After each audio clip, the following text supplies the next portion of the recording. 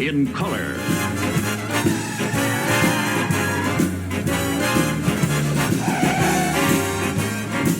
Starring Leslie Nielsen.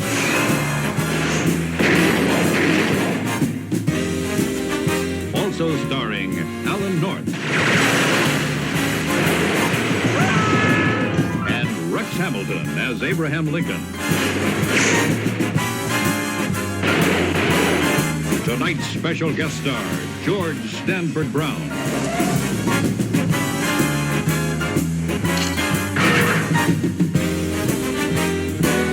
Tonight's episode, A Dangerous Assignment. Welcome to From the Files of Police Squad in Color. I am your host, Mike White. Joining me, of course, is Mr. Mark Begley. Damn it. Yes, hello. I keep losing my quotes. That was funny on its own. Damn it. Yeah, I had the wrong paper. Chris Stashew's here as well. Get me a screwdriver. Do you want a drink? No, I'm good. That gag will never not get old. Only because Leslie Nielsen just going in the bottom of the frame is just fucking hilarious. On this episode, we were talking about Ring of Fear, directed by Joe Dante, written by Tino Insana, Robert Wall, and David Mish. It aired originally March 11th, 1982, just a little bit over a week. I mean, my math is off here. What is 7 plus 4? Yeah, 11. Yeah, that's a week. Okay, so we're 1 week after. Okay, good. Special guest star on this episode, Mr. Georg Stanford Brown, who gets taken out by a big safe. Oh, my God. Talk about an antiquated joke. Yeah, I was waiting for the Roadrunner to show up. Yeah, that or even fucking Buster Keaton or something. Oh, man. And we are in very familiar territory in this episode. This is a boxing episode. So we get all of the corruption that has to do with boxing, taking dives, no sacks before the fight. This plays with a lot of tropes. I don't know if this is specifically based on any sort of M Squad or Felony Squad or any of these other shows that they would riff on, or if it's just a whole mashup of all of these different tropes that we've seen in boxing movies throughout the years, because this is very familiar territory.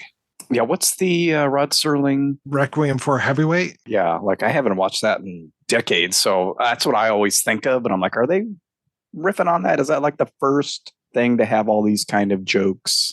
The mob guys, the mall, the girlfriend, and all that, if that's where that originates from. I'm trying to think. There was a parody movie from 1986 that the Zuckers had absolutely nothing to do with, which was called Ricky One by William T. Naud. That is a lot more Rocky than this one is, though I think the reunion of our main character and his girlfriend at the end is very Rocky-esque, but I don't think they go too far into the Rocky realm with this one. Which was surprising. That's right. What I was expecting. Let me put it this way. Obviously, second episode, like we mentioned at the end of the last episode, ZAZ are not really involved directly now, at least not with writing and directing. I think it shows almost immediately. Mm-hmm. And I will tell you why. All of a sudden, it has gotten to the point where they say, oh, there he's over there with some tramps. And there are hobos there. Right. They're doing a lot of the saying something and then showing that thing. It's not bad, but it's not needed every time you say something. It's like the airplane gag of they're on instruments and then they're playing the instruments. They do that a lot in this episode. Yeah. To a point of fault, I think. Like it becomes a little much. I don't think Tino Insana and Robert Wool, Mike's favorite Robert Wool, I don't think they are, well, I would say, given what we see here, they're not as in tune with the expectations of what is needed to write this kind of show.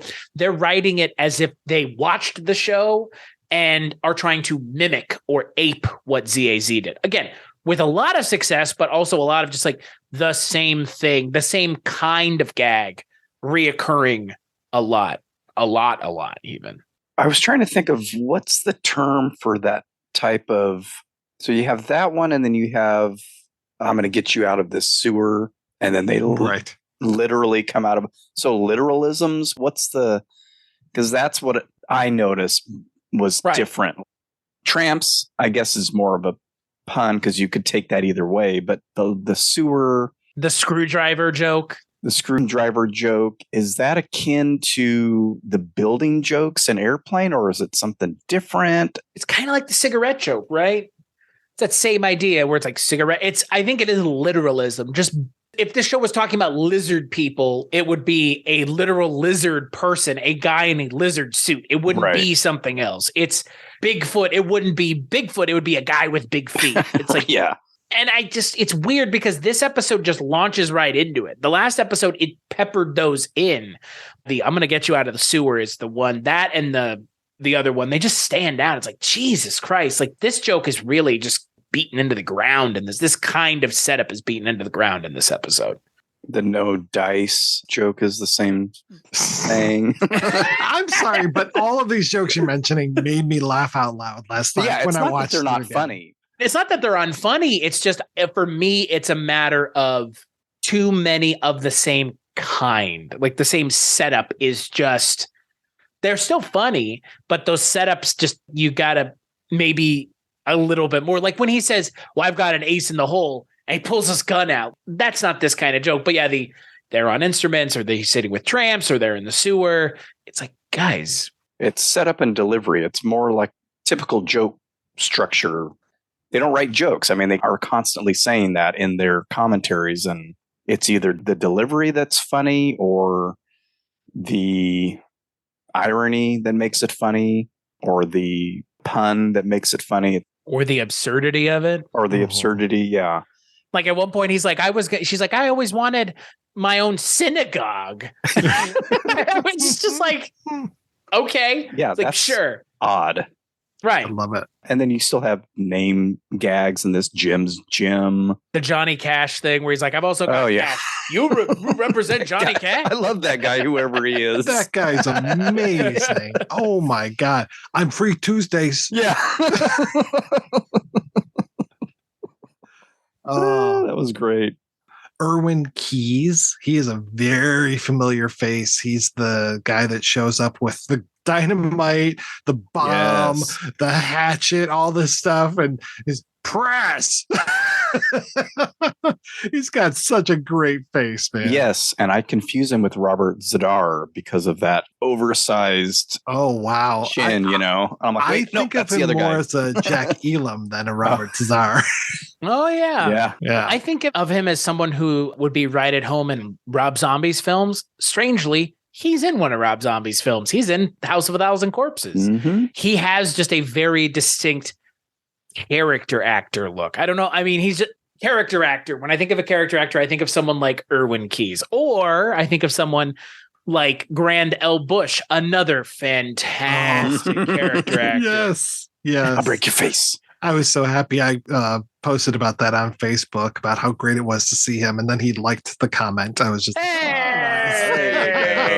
Agent Johnson, baby. Holy the shit. other one.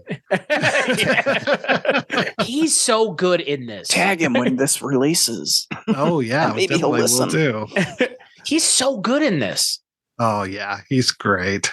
The acting, other than our leads, is a little iffy, even in the first episode, which is much stronger as far as writing, I think. And when you're comparing these two, at least, you know, I know that they have tight turnaround with TV shooting for shows. You know, I think in the commentary they mentioned like you've got 5 days to shoot something, which is amazing.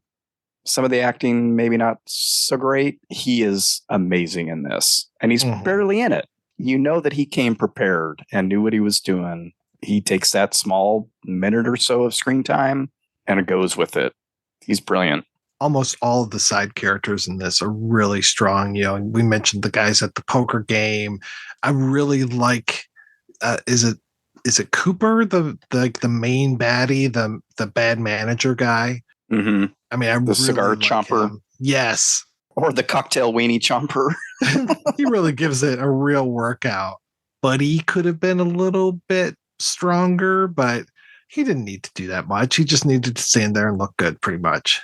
I was like, man, that guy looks familiar. He is in all kinds of stuff. I just saw him, I think, last week on a show. He's always on cop shows. He's usually playing a detective that's no nonsense and gruff and all that. And I thought, I knew he looked familiar. Those blue eyes. I'm like, I've seen that face before, but man, he was young.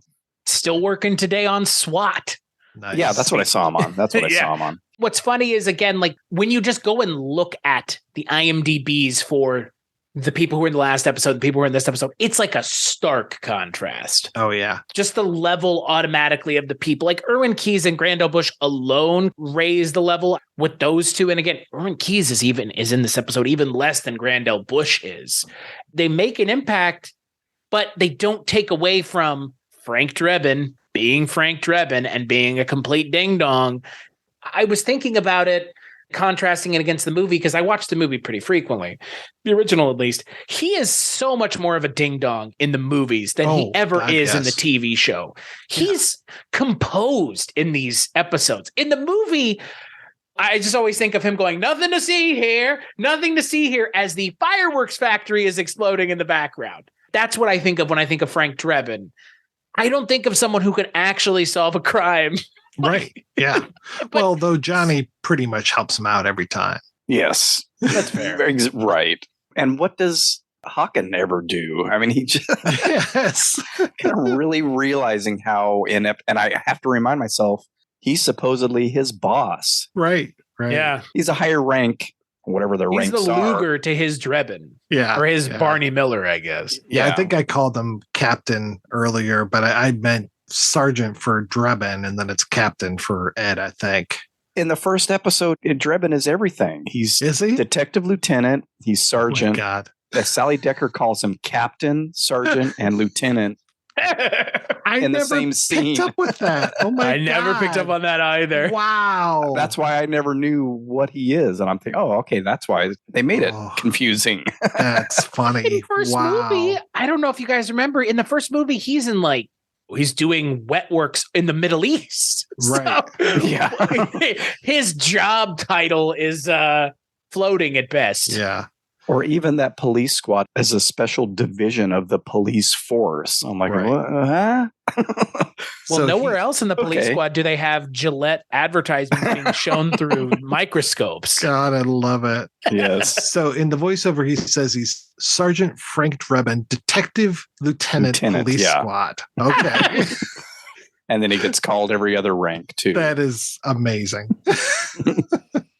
Yeah, I love the little ad in the microscope. I love this time Olsen's just about to electrocute that poor little girl. In the electric chair. Here, hold this light bulb. Yeah, what does he tell her to bring back next time? 3 things from your mother's dresser. Yes. He's such a pervert, but in a different direction. I just remember him from the movie. I remember that character from the movie where he's just like, here, Ed, just like this. And he gets Ed in the neck with the thing. I mean, that's what I remember. I don't remember him just being like so lecherous, but it kind of works. I mean, it works. He plays it so straight that there's no way it wouldn't work. That gag in the first episode where he's shooting through the Barbara Walter interview tapes. I mean, that was one of those gags that was burned into my brain. The whole thing of like, oh, and this is where she asked Katharine Hepburn what kind of tree she'd like to be. Which makes no sense. Yes. It's videotape. Right. I made the mistake of looking at the goofs for that, and they're like mentioned that. I mean, they didn't mention that as a goof, but it just made me think, why would you even mention goofs for a show where continuity is out the window? You're not going to see the same thing. Oh, God. And that's part of the joke. You're not going to see the same setup. They mentioned that in the airplane commentary. You're going to see Frank Drebin's, or whatever his name was in the movie, in Airplane, nose grow, but it's not going to stay long in the next scene. You're going to forget about it and move on. The hieroglyphs on the floor might change. This might change. Oh, my God. That was hilarious, too. That's part of the bit. You move on. You tell the joke and you move on. All we want nowadays is continuity. Don't you understand, Begley? You can't cast Peggy Pope as the same character 6 times in your show, or I guess different characters 6 times in your show like they did in Barney Miller, she has to be the same character every time. Don't you know that ruins my ability to enjoy things if continuity is not strictly adhered to, Marvel style? I actually thought that the actress from the first episode was the same actress in the second episode, because I think they threw the same wig on her. It's the same wig, yeah, for sure. It's like, wait a minute. Which I think goes to what I said earlier about the timeless look they're going for, because their fashions aren't very up to date, at least for the female characters. Right. They're all in like 50s, 60s style wigs. You're right. It's that airplane thing again, where we're just going to dress everybody like it's the 50s and not have to worry about fashions. Which makes sense. Yeah. Except there are some current jokes too. Not very many, but that shaving gag, again, it's like the U-Bahn gag in Airplane. Not very many people are going to get that past a certain age. Now, then they would have. I mentioned... Sorry, go ahead. No. I was going to mention the shadow boxing. Oh, yeah. Which I believe I've seen in something else, probably a cartoon, maybe Bugs Bunny or something like that. Feels very cartoonish, yeah. And as soon as he started to do it, I was just like, oh yeah, this is that shadow boxing gag. I mean, again, all these gags are just right there. I mean, from Dusting for Prince with the French maid, or just... I mentioned in the first episode how Frank in his voiceover was talking about all those naked models. I like this one, how he says, I just come from the stockyards. We gotten a report of hundreds of cows being senselessly slaughtered in the area, but I couldn't find any evidence. I stopped off for a hamburger and checked in with headquarters. Oh, it's so good. Couldn't find any evidence. Well, maybe he's not that smart, Chris. Just wait until we get to the movies. I know. Well, and it's crazy because, again, the jokes in the movies are similar to the jokes in the show. They don't rely on him being an idiot in either capacity. In the movie, there's a couple gags with his car going awry on its own. Right? I know. Well, I was just thinking about how he hits garbage cans every single time he tries to park in the show. Of course. But they show it in the movie, but they play him up to be more of like a klutz. There's the whole thing in the hospital with Nordberg where he's like squishing him in the bed. I mean, there's all of that. Right. There's very little of that in the show. And I was expecting him to have, I guess, less character autonomy. In the show, he has a fair amount. Like, they get their guy at the end, and he's not just dead. I mean, they get their guy at the end. We'll talk about it. But I like that he is not just this hapless ding-dong that he ends up being in the movies, because, yes, that is funny, but that doesn't have a lot of legs to it. And I think, at least for me, that's why those later movies stop being as successful, because, he becomes the punchline himself. Right. And that's a problem. Like you mentioned on the Airplane episode, Mike, he just starts mugging for the camera. And mugging is fine, but not when that's your sole go-to. Then it's just, come on, like, come up with something funny. Like, or so say something funny. Come on, say the thing. Like, say the line, yeah. Say the line. Say the thing. No, I always prefer him playing it straight. Yeah. I don't like the mugging. I want to see how many times that cocktail sign comes up, because I want to say that was in the first episode, and then for sure they're at the bar. That's the one where he gets the screwdriver. It's got that cocktail sign on there. I imagine that we're going to see a lot of these same sets quite often. Well, it feels immensely set bound again.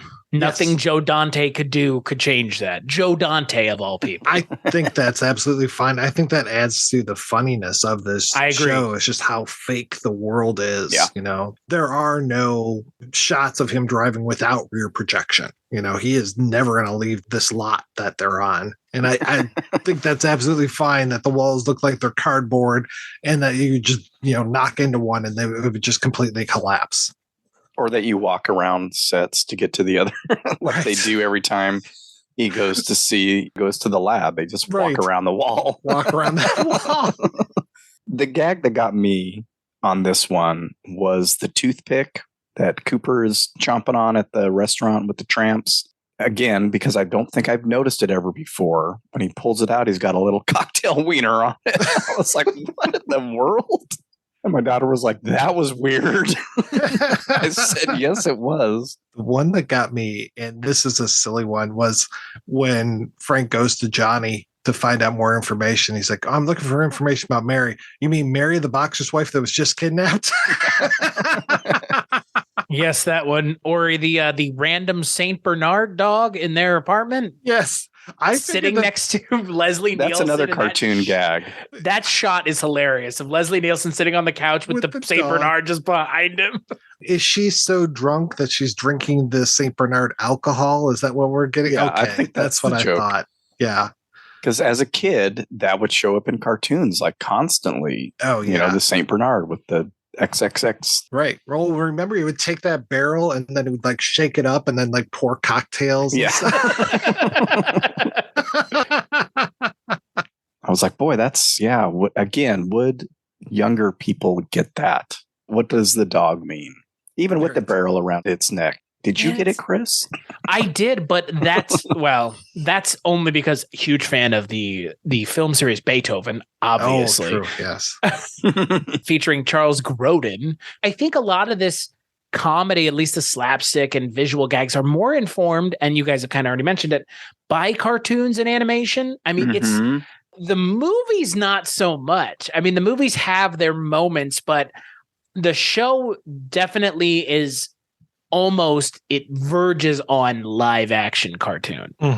Yeah, that's very apparent I appreciate. in this episode. Yeah, which is very appropriate for Joe Dante to be directing this. Yes. So that's a good point too. You know, Grandel Bush getting knocked out, and then he has the the dollar sign. No sales. Yeah. Yeah, that is straight out of Looney Tunes. Like, Yeah. and I appreciate that sensibility being brought to this episode. I wish they had leaned on it more. At the same time, what they leaned on does work up into a point. And you know what? I'm not the biggest fan of Robert Wall either. I don't think he's very funny. I think he's kind of always does the same thing. And if you like that thing, cool. He has gone on to say, and I believe he's in the commentary, he says something to the effect of like, had not a whole lot of connection to this show, to the character. It was just a job. It was, 6 episodes and move on. I think he writes 2, maybe? At least 2 we get. Yeah. It kind of already shows that the people who are writing for this show just don't get it already. They get it enough, is what it feels like. The notes might be sight gags. Oh, yeah. Puns. They probably had such a show Bible where they're just like, okay, this is it. Johnny comes in, middle beat of Act 2. You follow this blueprint or else you're out of here. But even if you give them that direction, the interpretation, because I think the sight gags are a little different. The visual puns are a little different just from the first episode. Yeah. As we talk about it, thinking, oh, yeah, this is really cartoon-esque. I forgot about the no sales sign and thinking, boy, that sticks out in a show that doesn't really do this kind of thing. And I'm curious now if that'll show up in the next 4 episodes at all. That cartoon-like aspect. I mean, I love Bugs Bunny cartoons, so if you're going to riff on that, I'm totally fine. You could have gotten that scarf anywhere. You could have gotten that purse anywhere. This is Mary's toaster. Well, and then they take that joke even further during the match. The washing machine. The washing machine. The blender. Yeah. And then the final form of the gag that they repeat 5 times is the washing machine. And you know what? Good. It works every single time they do it. It does. But it wouldn't have worked if they had done it 5 times in the same scene. The fact that they break it up with those 3 jokes and then they come back to it and they don't even say anything. They take those dialogue or script gags and then they turn it into a visual gag that's informed by those script gags. I appreciate when it's a joke within a joke, or kind of like a jokeception. I don't want to call it that, but that joke and then changing the style of the delivery, but it's still the same joke. I really appreciate that. And there wasn't a lot of that in the last episode. This is kind of one of the first times we're seeing them keeping the joke going, and then they come back to it again and beat it up again, and it still works. And that's not ZAZ doing it. That's Insana and Robert Wool and Mish doing it. And I think that gag really works. There could have been less of the tramps and whatever. There could have been less of that kind of stuff, because I think those gags, they work, they just don't work as well, and they're not as original, obviously, especially there's, and oh, look, he's over there with a bunch of whatever, and there it is, or whether, like you said, the sewer thing. It's like, come on, just, I don't need you to do that many times. Mm-hmm. I found my intro line. Oh, what was it? What's a goonluka? That is a good one. Nice.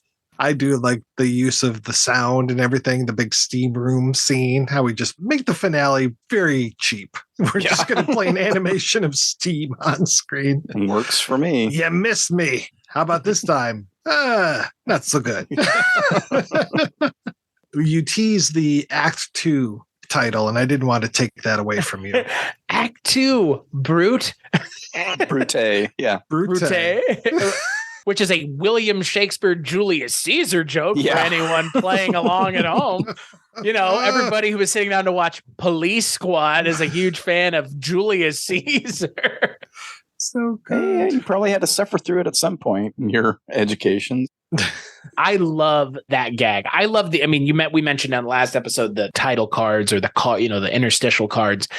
Every opportunity to tell a joke. I would say for the most part, this episode lives up to the expectations of the first one. Yeah. It is somebody else writing a Naked Gun episode or a Police Squad episode. So they're going to bring their own sensibilities to it. I think the sensibilities here really lead on, like, isn't it funny to literally see something like this? And yeah, it can be. That can't be your sole vehicle of delivery of the jokes. There's got to be more than that. That's what I think about when I think of Naked Gun or any other ZAZ stuff. It's not just one thing. It is a mix, a varied mix of things. You have the weird things like the "Have you hugged your kid today?" on the back of his robe, which is another head scratcher for me. I'm not for sale. And then he turns around and asks... Oh, okay. Now I wait, get no. Am I mixing up two jokes?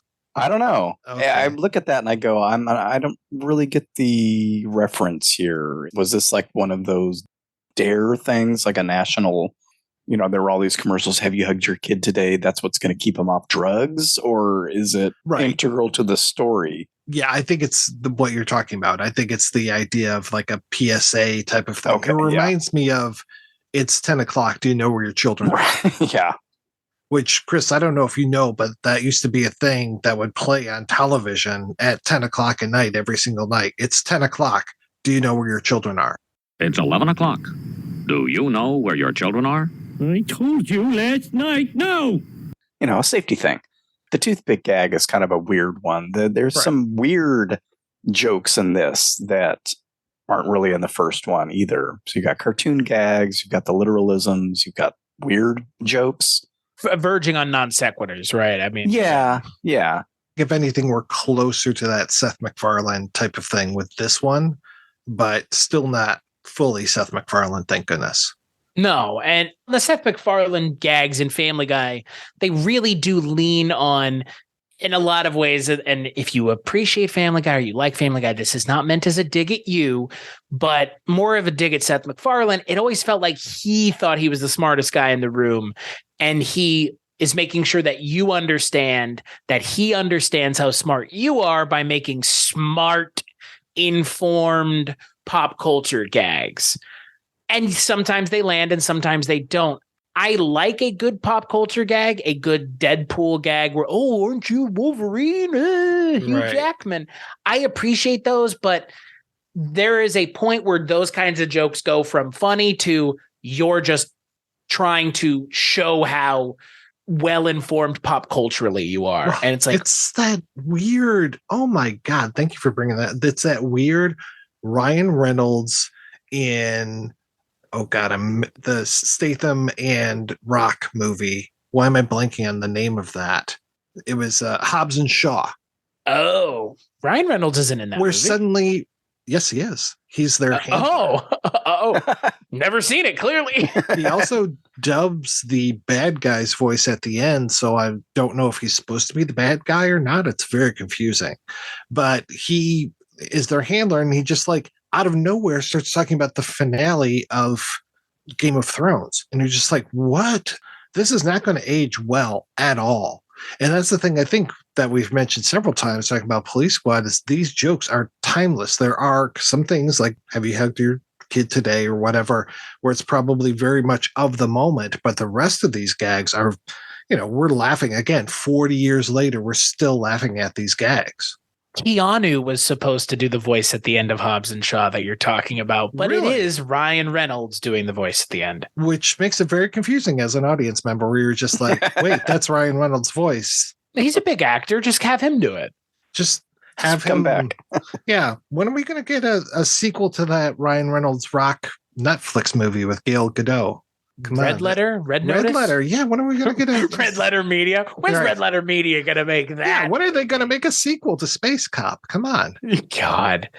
I appreciate pandering to someone's pop culture knowledge, but it does not age well. And that's why we mentioned my husband doesn't normally have 2 cups of coffee. Right. That's a pop culture joke. I don't know what else that is. And yes, those jokes will always work for the right audience. Okay, so in the original Naked Gun, they have the whole, he's coming back from the Middle East and they're not here for you, Frank. They're here for Weird Al Yankovic. That fucking joke only works because Weird Al still happens to be fucking topical. And Weird Al still happens ever. Right. Apparently. But there is a universe where that joke has not worked since the first 5 years that movie came out. But yet we're still talking about Weird Al today in 2022.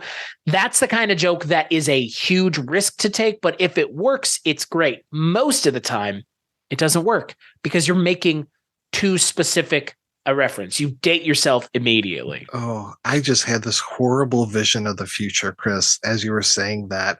I imagined the world in 100 years when some a-hole discovers Weird Al Yankovic's his whole body of work, and it's just like, did you know? And he's just like writing the Dangerous Minds article right now. Did you know that there was a guy back in the last century who made his entire living by taking other people's songs and making them his own? People like going through the archives, discovering Weird Al Yankovic.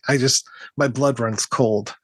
Well, just think about it. Nobody else has done it. Nobody else has done it successfully. I mean, oh, what it must be to be the only guy doing parody music who doesn't even do it anymore. Those kinds of songs tend to also have the same problem that this movie does, or this show, or, any of the ZAZ movies. You can't be too specific, because if you're too specific, people 20, 30, 40 years from now won't find it funny. There's a reason I constantly missing Gangster's Paradise as Amish Paradise unintentionally, unironically, because I heard both of those songs, one before the other. And if you know me, you know which song I heard first, and it wasn't Gangster's Paradise. It was fucking Amish Paradise. And that was a specific kind of reference being made, but everything in that song is timeless. That's why Weird Al works. That's why Airplane still works for the most part. There's like 3 pop culture gags in Airplane that don't work. Not that they don't work, but they only work for a age group of a certain kind. Right. Yeah, there will come a point where you watch Airplane and nobody's going to get my husband doesn't have 2 cups of coffee joke. Right. They might not even get the Saturday Night Fever and Jaws jokes. You know, I mean, thank God they went for big tentpole movies for those parodies of that.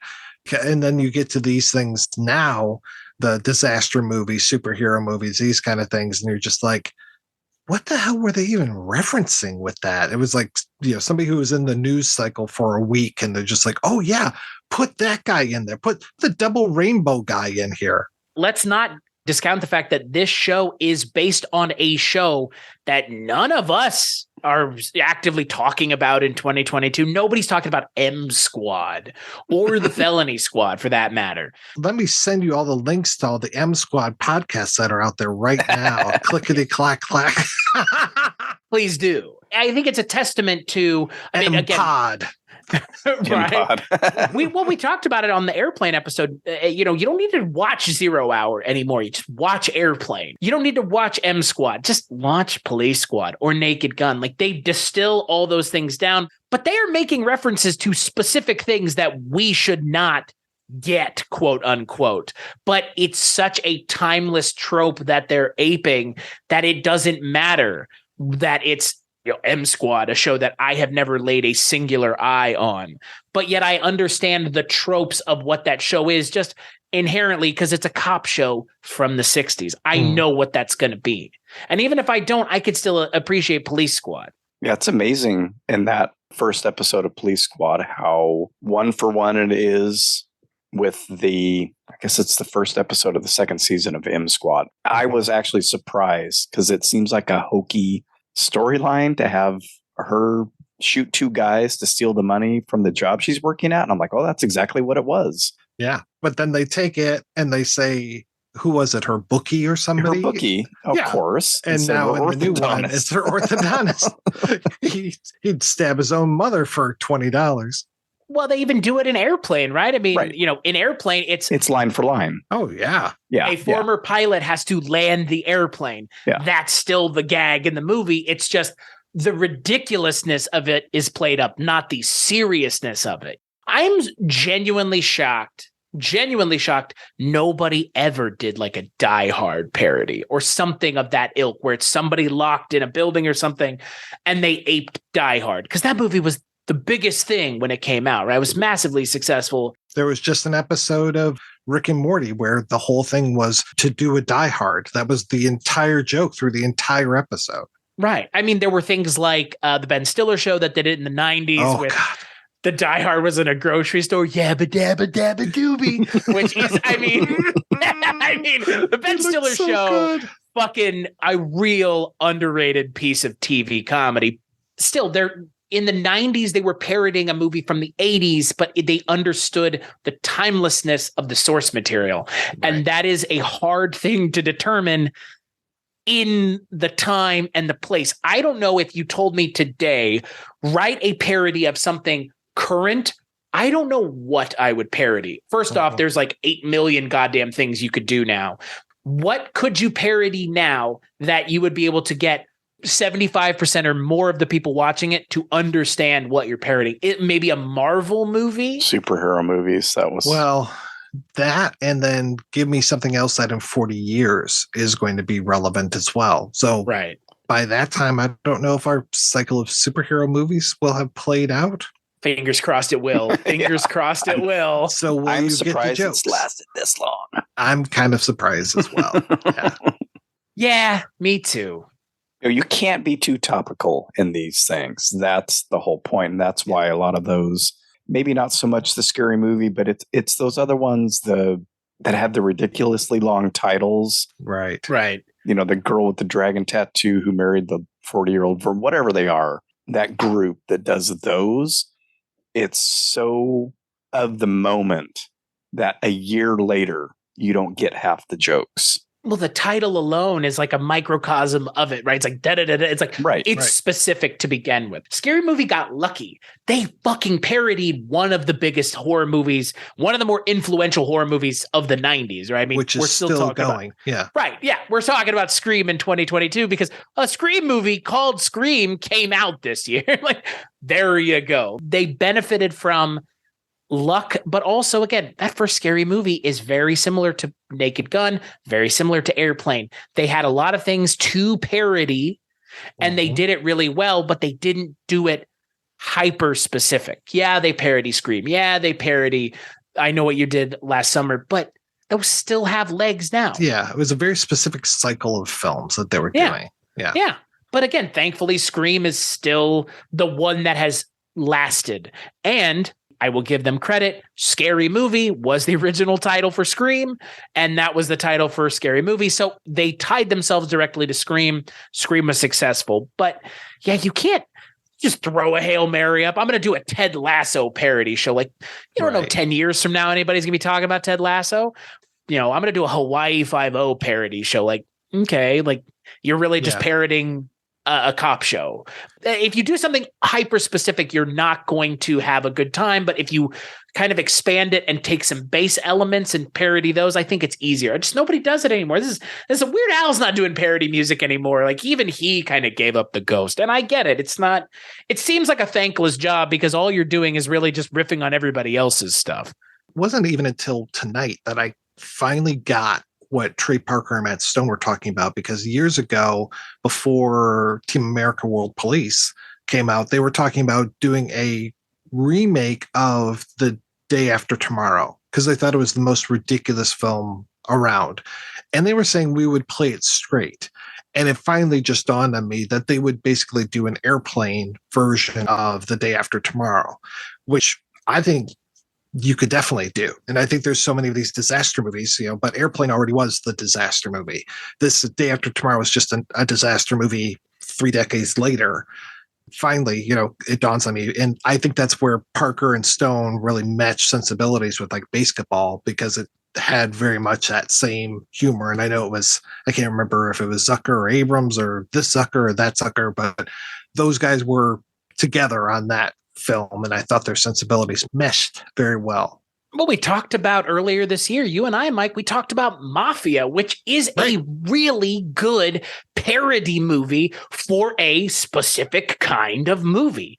Goodfellas, Casino, Godfather, but they waited how long to make that movie? They could have made a Godfather movie in the 80s or the 90s. They waited until 98 to parody Godfather and Casino and Goodfellas and Once Upon a Time. Like every Mafia movie, they kind of just threw it into one big old pot and made a nasty bolognese out of it. But it works. And same with Basketball. But then, you get to stuff like anything, like I said, past Scary Movie 3. And it's like, never mind. An American Carol, folks. You don't get to talk about comedy if you made that movie. Just gonna point this out. I have more to say about comedy because I didn't make that movie. Okay. Jesus. And Leslie Nielsen's in that movie. Oh yeah, playing Osama bin Nielsen, because even Leslie needed a check there at the end, and that's okay. God, got to pay those teeth whitening bills. Yeah. Yes. Oh man, isn't that the case? They were the unsung heroes of this genre, right? And I think still are. I don't think anybody else is doing this. Well, I think they're sung. I don't think they're unsung. Yeah, that's fair. They're sung, they're hung. Whoa. I mean, maybe they are. Who knows? There's 3 of them. One of the 3 probably. The law of averages. Yeah. Just think about this call right now. Yeah. Fair. Very fair. It is just a testament, though, that this show still works. It does still work. They're not making very specific references in this show. They're more or less just tramps, screwdriver. Yes.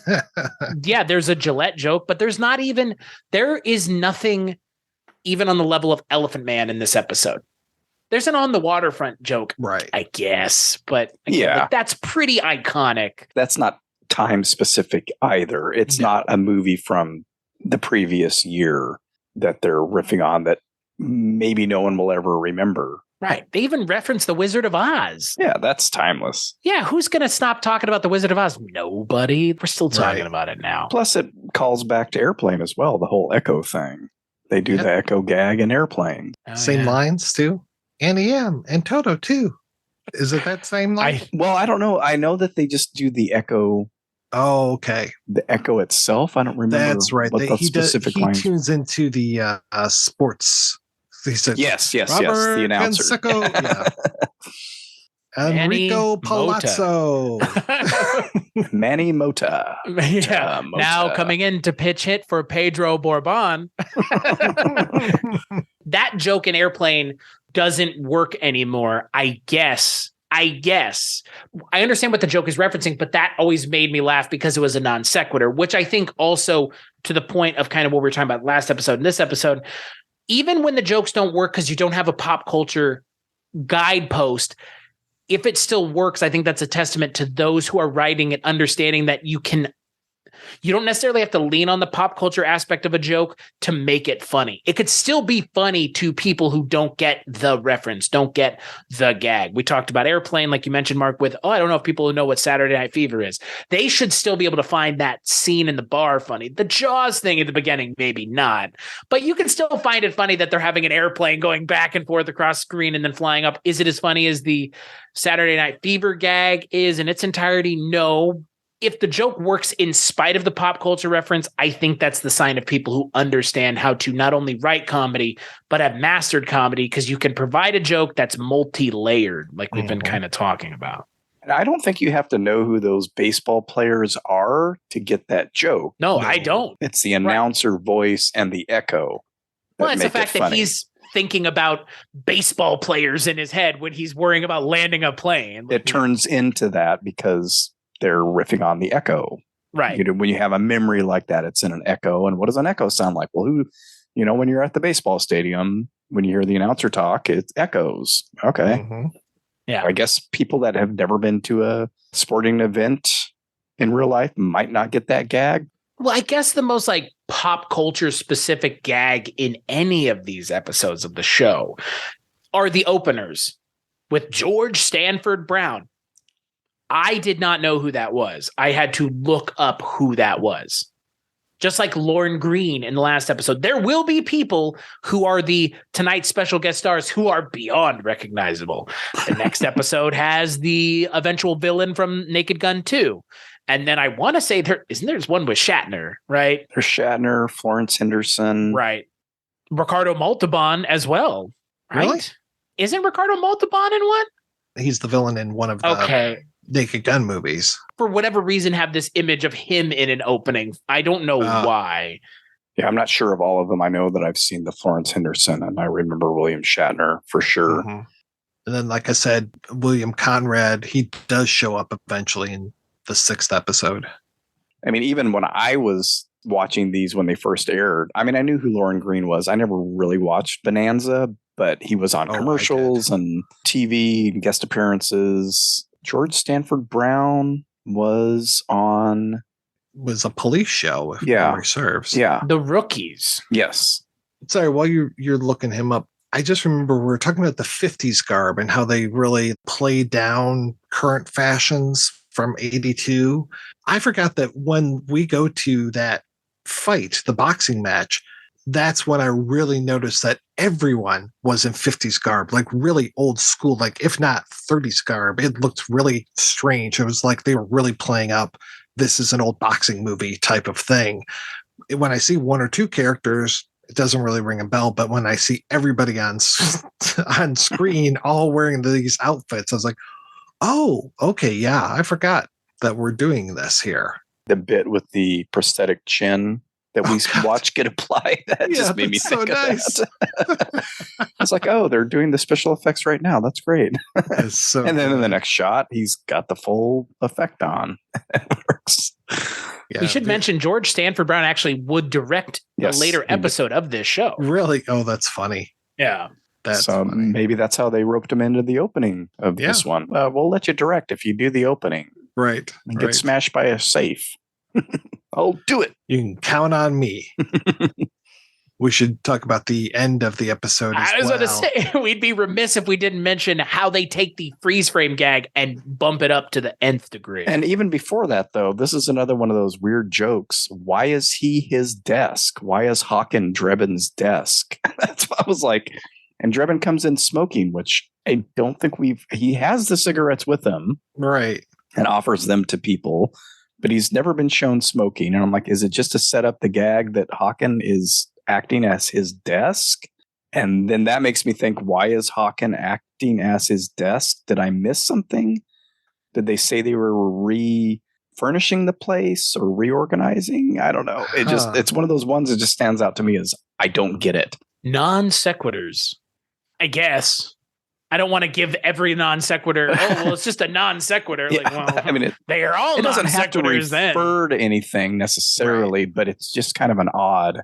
They pull back and he's got all of his stuff on him, like he's a desk. Like, okay. I have to tell you, Mark, I never noticed that. I never picked up on that joke at all. Now I have to go back and rewatch that. Yeah, he's literally sitting there with his feet out and then everything is just on his legs. I never picked up on that. The phone, the ashtray, the in and like out. You mentioned in the last episode, it's because they have foreground, background stuff always going on. Oh. So that's all happening in the foreground and the credits are over it. They don't even care. This is the freeze frame gag I've seen out of a context the most. And you have the villain, Martin, who's played by Rudy Solari, running away after being captured because the freeze frame, everybody freezes but him. And he starts looking around, trying to figure out what's going on. And then he just tries to go out the door. The door's locked. So he tries to come through the screen and get stopped by the glass on the camera is what we're being led. TV screen. TV screen. Being led to believe. It is a really funny gag that I think is what I remember this episode for the most, is that final upping of the ante of that gag from the first episode. Essentially the same gag. They do something else with it, which I appreciate, because they could have just done the same thing, literally the same thing. And instead they go, no, what's the next thing we can do?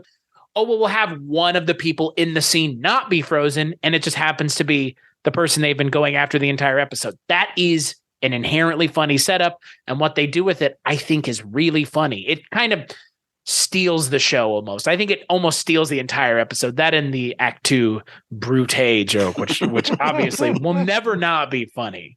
Again, they went to something that everybody theoretically could know, Shakespeare. On the next episode, we will be back talking about Rendezvous at Big Gulch. Until then, Chris, do you want to tell people where you can find out more about you, about me, and about Mark?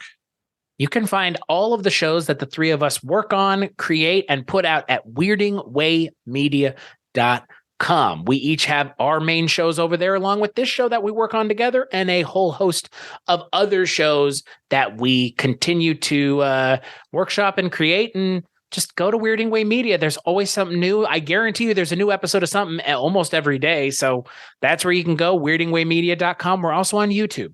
Weirding Way Media. If you find that name, it's probably us.